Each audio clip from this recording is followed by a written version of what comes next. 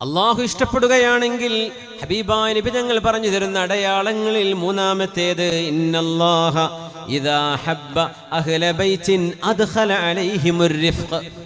അള്ളാഹു ഇഷ്ടപ്പെടുന്നതിൻ്റെ അടയാളം ഒരു വീട്ടിലുള്ള വീട്ടുകാർ പരസ്പരം സ്നേഹത്തോടെ പെരുമാറുന്ന ആളുകളാണെങ്കിൽ, വാത്സല്യവും സ്നേഹവുമുള്ള വീടുകളാണെങ്കിൽ ആ വീട് അള്ളാഹു ഇഷ്ടപ്പെട്ട വീടാണ്. എപ്പോഴും ദേഷ്യപ്പെടുന്ന വീട്ടുകാരുണ്ടാവും. അവിടെ ജ്യേഷ്ഠനും അനുജനും അടിയാണ്, പാപ്പയും മക്കളും അടിയാണ്. അടി എന്ന് പറഞ്ഞാൽ എപ്പോഴും ഒച്ചപ്പാടും ബഹളം. വീട്ടിൽ വന്നാൽ എറിയ പൊളിക്കുക, ഇതന്നെ പരിപാടി. ജ്യേഷ്ഠൻ അനുജനെ കണ്ടൂടാ, അനുജനെ ഏട്ടനെ കണ്ടൂടാ, പെങ്ങൾക്ക് ആങ്ങളെ കണ്ടൂടാ, ഇതന്നെ. അങ്ങോട്ടും ഇങ്ങോട്ടും കടിച്ചു കീറുന്ന വീട്ടുകാരെ അള്ളാഹു ഇഷ്ടപ്പെട്ടതിൻ്റെ അടയാളമല്ലാതെ. അള്ളാഹു ഇഷ്ടപ്പെട്ടാൽ അദ്ഖല അലൈഹിമുർ റിഫ്ഖ്, അള്ളാഹു വാത്സല്യം ആ വീട്ടിൽ പ്രവേശിപ്പിക്കും. ആ വീട്ടുകാർക്ക് വാത്സല്യമുണ്ടാവും.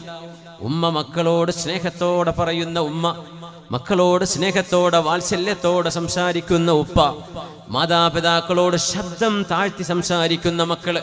എത്ര വലുതാ, അവരാണ് വീട്ടിലെ ചെലവ് പുലർത്തുന്നത്.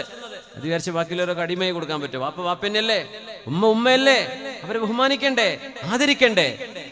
ഉമ്മയോട് വാപ്പയോട് സംസാരിക്കുമ്പോ ശബ്ദം താഴ്ത്തി സംസാരിക്കുന്ന മക്കള്, ജ്യേഷ്ഠനോട് പതുക്കെ പറയുന്ന അനുജൻ, തന്റെ കീഴെയുള്ളവനോട് വാത്സല്യത്തോടെ സംസാരിക്കുന്ന മുതിർന്നവർ, ആ വീട്ടുകാർ ഒച്ച വെച്ച് ബഹളം വെക്കുന്നത് ആരും കേട്ടിട്ടില്ല. ആ വീട്ടുകാര് സ്നേഹത്തോടെ പെരുമാറാറുള്ളൂ. അങ്ങനത്തെ ഒരു വീട് നിങ്ങളുടെ ശ്രദ്ധയിൽപ്പെടുകയാണെങ്കിൽ ആ വീട് അള്ളാഹു ഇഷ്ടപ്പെട്ട വീടാണ് എന്ന് മഹാനായ റസൂലുള്ളാഹി സ്വല്ലല്ലാഹു അലൈഹി വസല്ലം.